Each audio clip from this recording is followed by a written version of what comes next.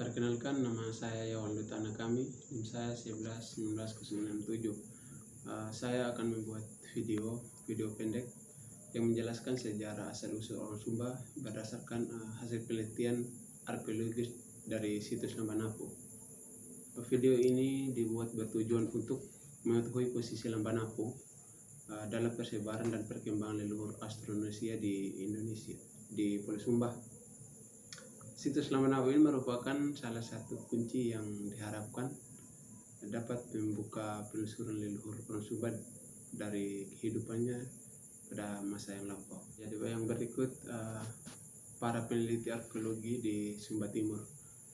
Sejumlah peneliti arkeologi di kawasan Sumba Timur pernah dilakukan oleh para peneliti.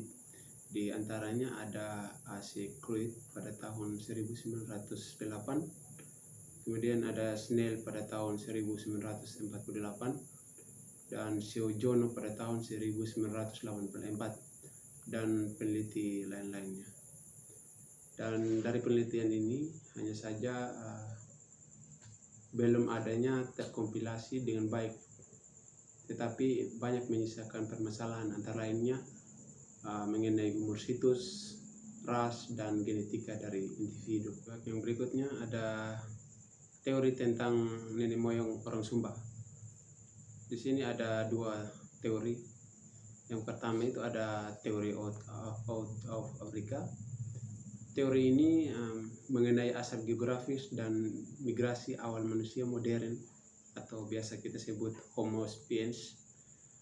Teori ini menyatakan manusia modern berkembang dan berasal dari Afrika, kemudian menyebar ke seluruh dunia dan menjadi nenek moyang dari manusia-manusia modern yang hidup pada zaman yang saat ini.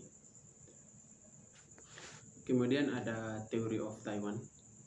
Teori ini menjelaskan tentang migrasi nenek orang Sumba dari Pulau Formosa, Taiwan, dan melalui Filipina sekitar tahun 2500 Masehi dan sampai di Indonesia sekitar 1500 Masehi.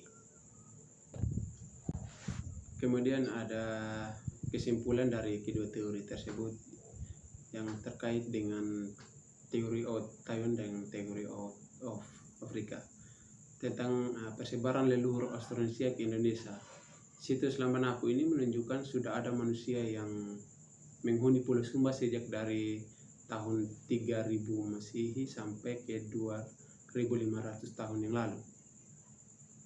Kemudian hasil analisis rangka di situs Lambanapu ini menunjukkan adanya campuran antara dua ras, yaitu ras Mongoloid dan ras Austro-Melanesid, di mana dalam ras Mongoloid ini menunjukkan adanya campuran antara penutur Austronesia dan Austrosiatik.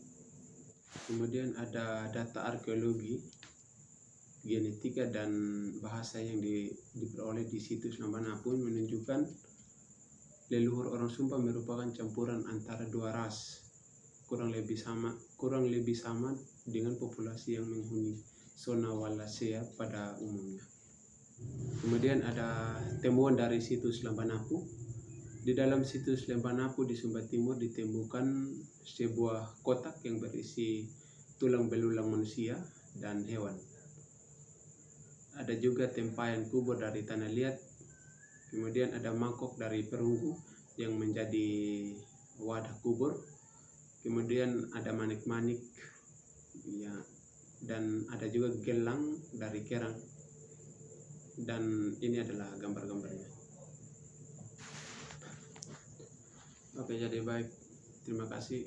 Hanya itu saja sedikit penjelasan singkat dari saya mengenai sejarah asal-usul orang Sumba.